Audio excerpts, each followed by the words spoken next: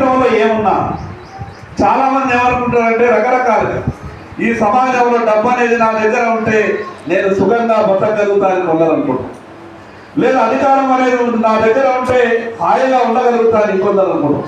కానీ మనిషికి ప్రశాంతత, మనసుకు ప్రశాంతత, సమాజం యొక్క గొప్ప ఆలోచన విధానం ఇదంతా కూడా కేవలం ఆధ్యాత్మిక మార్గంతోనే సాధ్యమైంది.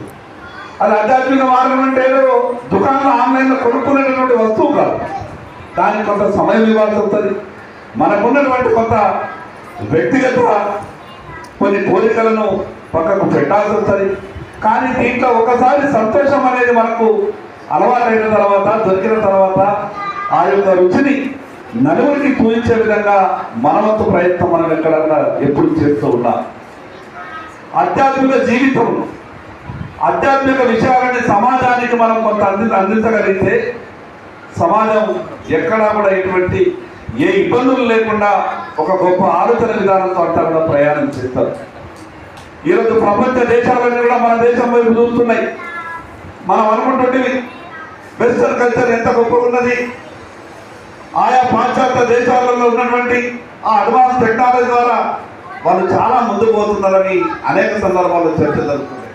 కానీ ఈరోజు ప్రపంచ దేశాలన్నీ కూడా భారతదేశం వైపు చూస్తుంది.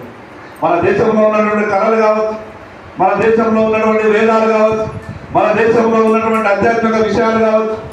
ఇదే యోగా గురించి సరిగ్గా 15 సంవత్సరాల క్రితం, 14 సంవత్సరాల క్రితం ప్రపంచ దేశాలలో కొన్ని దేశాలు మాట్లాడినటువంటి మాటలు ఈరోజు మాట్లాడుతున్న మాటలకు ఎంత తేడా ఉందండి.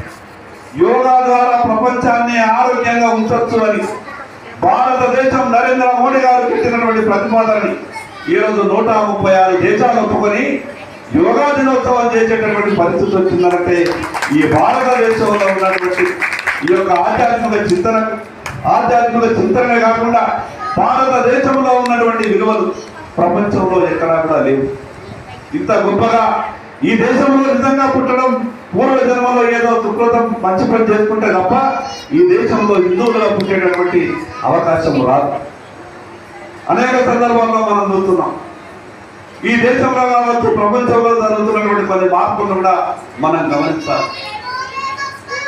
ఈ దేశంలో ఇంత గొప్పగా ఉన్నది కాబట్టి, ఈ దేశంలో ఇంత గొప్ప గ్రంథాలు ఉన్నాయి కాబట్టి, ఇన్ని కులాలున్నా రకరకాల విషయాలున్నా ఈ దేశం 1000 సంవత్సరాల తరబడి ఎన్ని ఇబ్బందులు వచ్చినా కూడా మనం నిలబడగలుగుతున్నాం, తట్టుకోగలుగుతున్నాం. ఈ యొక్క వ్యవస్థ గొప్పతనం. అందుకే మీ అందరికీ మనస్ఫూర్తిగా పేరు